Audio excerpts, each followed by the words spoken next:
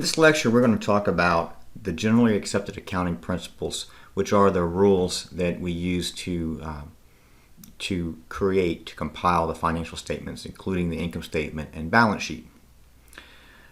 We don't usually call this generally accepted accounting principles. We usually call it GAAP for short. So when you hear GAAP, that's what we're talking about. It's just a shortened form of that. Now, first of all, let's get a feel for what's going on. What's the dynamics of the situation? Well, managers are stewards. A steward means someone who doesn't own something but is taking care of it for them, right? So managers do not, a pure manager does not own any of the business. A pure manager just works for the owners. And the case that we're talking about, the investors and to an extent the creditors are the owners of the business. They're the owners of the corporation. And they, through the board of directors, hire the managers, and the managers have a job to take the resources. For example, if it's a cruise ship like Carnival Cruise, the manager's job is to take the cruise ships and earn a profit with them. So that is what a manager is a steward, right? So there's an incentive to supply information to the investors and creditors, right? So that everybody gets the information that's needed for decision-making purposes, right? So there's a disclosure incentive. Disclosure incentive is, what is the incentive managers have to provide information, to provide profitability and to provide the balance sheet? What is the incentive to do that? Well, there are benefits and there are costs, right? The benefits to disclosure is that the companies are competing for capital, meaning companies trying to get people to invest in them. The companies trying to get loans from banks. They're competing with other businesses. They would rather you buy their stock. For example, Delta would rather you buy their stock than Southwest Airlines stock. There's also competition for labor, right? They want to get the best employees. They want to hire the best talent to work for them. There's incentive for markets, trying to get customers. So there's an incentive for the managers to reveal information, especially, and this is important, especially if it's good news. But there are also costs to providing the information in the financial statements. First of all, it costs money to collect and disseminate the financial statements. You have to hire accountants and have auditors and all that. It costs a lot of money to have a system in place to collect the transactions to build the financial statements. That makes sense. There's also a potential competitive disadvantage.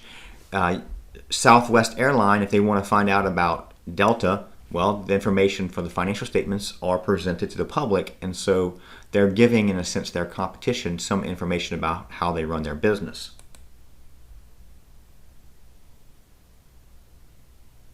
So who makes GAAP? Who are the people in charge of deciding what are the rules that go into generally accepted accounting principles?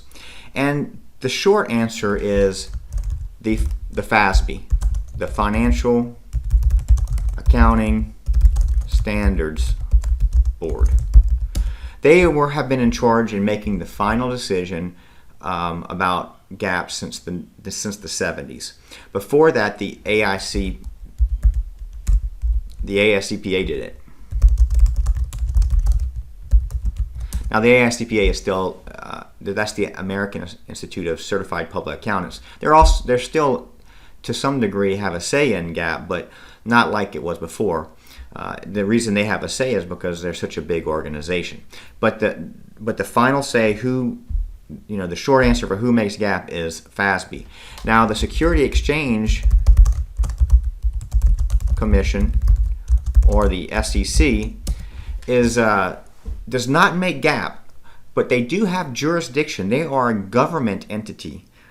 The FASB that we just talked about is a private group of accountants, but the Security Exchange Commission is a government entity that has legal authority to make rules for publicly traded corporations, and that's who we're going to be focused on in this class.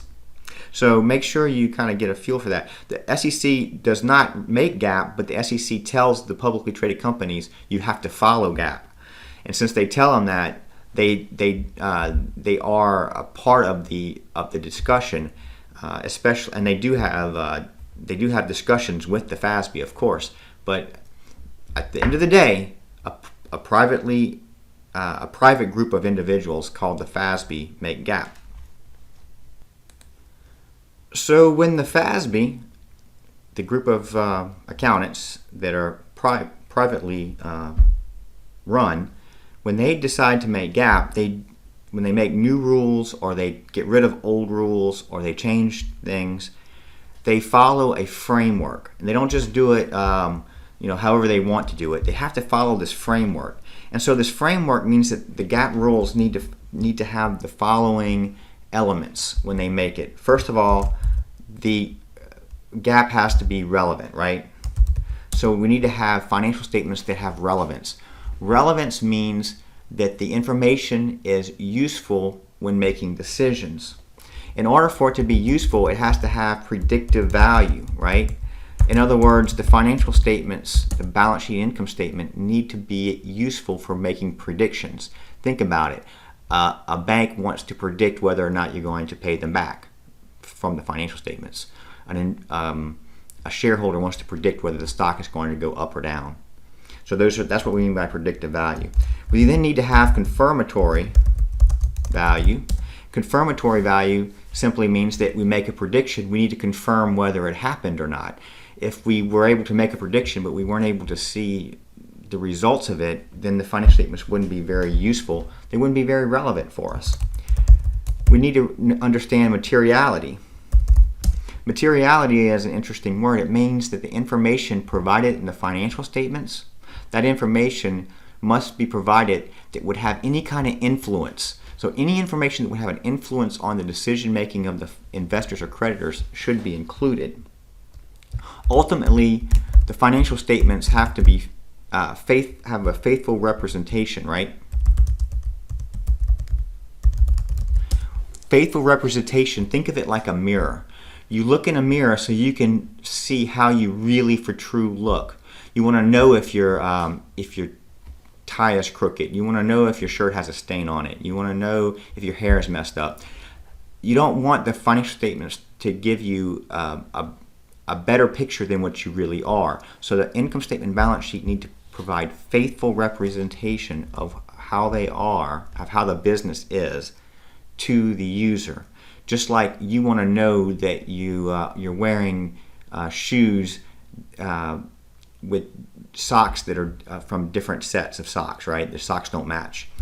You want your mirror to tell you that, and you want the financial statements to tell us whether the business is good, whether the business is bad, or like the cliche, good, bad, or ugly, right? We need to have completeness. In other words, our financial statements need to provide all the information that would be useful in the decision-making process. And very important is neutrality. The financial statements need to be made neutrally. A common misunderstanding is that accountants are there to make the financial statements look better. We are not. Accountants are there to make the financial statements represent the organization, represent the financials. That means we need to be neutral when we build the financial statements, so that we're not trying to make them look better than they are. We don't want the mirror to make us look better than we are. Otherwise, we don't know to comb our hair, right? We want the financial statements to look the way the business really is, so that we can make adjustments. We can make decisions. We need them to be free from material error. Material meaning errors that are significant, right? Just like from materiality. What that means is that not every business can be free from error. I mean, think about it. A business like Costco goes through millions of transactions a day. You're going to have errors, but the errors need to be of low significance. We need to be free of material errors. We need to have comparability. If you're interested in investing and you're not sure whether you're going to invest in Sam's or Costco, you need to look at the financial statements, and they need to be presented to the point where we're getting the same information from both companies so we can compare them. and they need to be verifiable. Verifiability means that the information needs to be able to check it and see if it's right. You know, kind of like I always think of this example. If you're not sure how, if your speedometer on your car is giving you the correct speed and you don't want to get a ticket, you might get your phone or GPS system of some sort and see what the speed is on the GPS system so you can verify it. If our financial statement information, we can't verify that it's correct, then we can't trust it. And it needs to be timely, right? What good would a set of financials from 2 years ago be? We need the financials to be as fresh as possible, because information that's very old is not going to be useful and relevant in making decisions. It's not going to give a faithful representation of what the company looks like today if you look at financial information from many years ago. And last, it needs to be understandable. Remember, we're making decisions, so we need to understand it. Financial statements are not used by the accountants per se. The accountants aren't the main users. It's other people, investors, creditors. These are the users, and these users need to understand the information. So when we build GAAP, when FASB makes GAAP, they need to keep that in mind, that the rules need to be lead to financial statements that are understandable by the users.